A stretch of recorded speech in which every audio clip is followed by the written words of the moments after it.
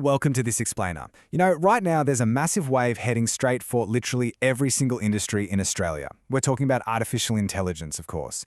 And today we're cutting through all the noise to answer the biggest question on everyone's mind. How is this actually going to change our jobs, our livelihoods, and really our future? To understand this shifting terrain, here's our roadmap for today. We'll be looking at AI and Australian jobs, the new AI rulebook, protecting human creativity, the physical cost of AI, and finally, shaping our future workforce. Let's dive right in. Section 1.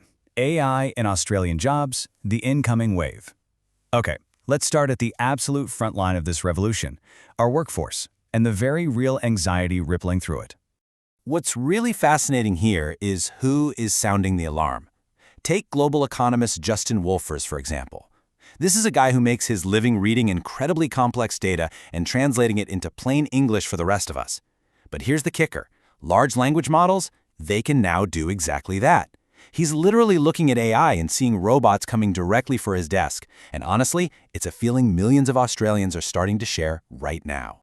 So we're kind of caught in this massive tug of war. On one side, Silicon Valley is pitching us this beautiful utopia where AI takes all the boring, busy work and leaves us with these deeply human, highly creative jobs. Sounds great, right? But out in the actual community, people are terrified of a sci-fi nightmare where they're pushed out of their careers entirely. And the truth is, technologists are admitting that a painful, decade-long transition is actually a highly plausible reality for us.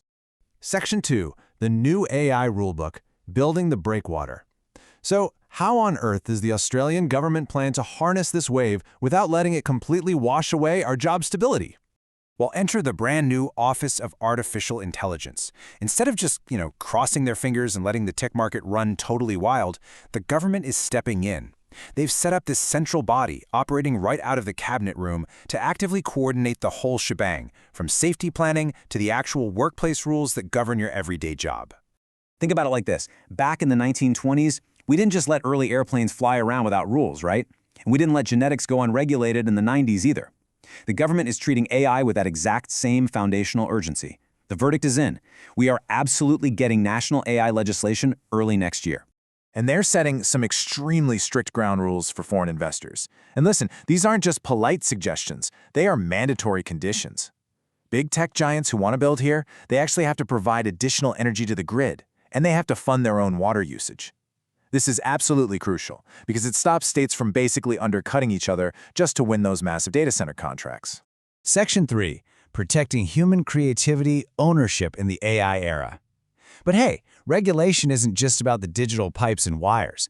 It's really about protecting the uniquely human skills and the creative output that, let's face it, actually feed these AI models in the first place. The government has explicitly vowed that they will not repeat the mistakes we saw during the social media boom, where tech just ran rampant before we even understood the damage. So, they're promising strict intellectual property protections to safeguard creative jobs. The rule they're pushing is pretty straightforward. If you create it, you control it, and you get paid if an AI company uses it to train their models. But that naturally brings up a pretty massive question, doesn't it? What if global tech giants just pack up and leave instead of negotiating? Well, even faced with that threat of lost foreign investment, the government remains surprisingly confident. They genuinely believe Australia's unique assets, things like our intelligence partnerships, our vast open space, and our huge renewable energy potential, will keep those foreign investors firmly at the table, regardless of strict regulations.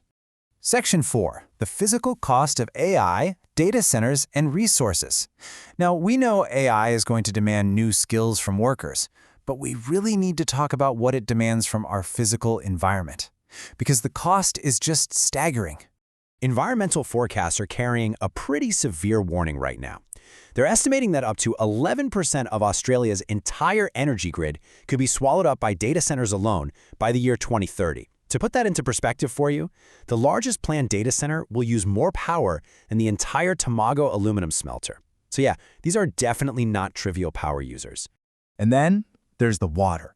These massive supercomputers run incredibly hot. Water utilities are actually reporting that a single average data center could draw down the daily water equivalent of 80,000 homes. 80,000! In fact, Sydney Water is warning that over the coming years, up to a quarter of Sydney's drinking water could be used just to keep these facilities cool. Wild, right? As you might expect, this is sparking a very complex national debate. On one side, the Greens are demanding an immediate moratorium on new data centers until strict environmental firewalls are legislated. But then, on the flip side, industry groups like Data Centers Australia are pushing back. They argue that they currently only use about 2% of the grid, they're already offsetting 70% of their use with renewables, and they're pioneering things like closed-loop cooling to save water. So it's this incredibly delicate tightrope walk between protecting the environment and fueling technological growth. Moving on to Section 5, Shaping Our Future Workforce, Adapting to Change. All right, let's bring this massive physical and regulatory debate right back to where most of us are actually going to feel it first, the factory floor and the office desk. And this brings us to a really fascinating question. What happens if workers simply don't want AI introduced into their workplaces at all? The ACTU, which is the peak union body here, they want enforceable agreements that legally force businesses to consult workers before rolling out any AI. So we are looking at the very real prospect of organized union-led resistance to this tech rollout. So we're essentially looking at two competing approaches here. On one hand, unions are seeking these strict consultation barriers, which could realistically act as a right of veto over AI. But the Prime Minister, he completely rejects this veto approach. He actually compared it to allowing a veto over companies using the internet. Instead, the government is betting that existing enterprise bargaining is the proper, most constructive venue for employers and workers to hash out these changes.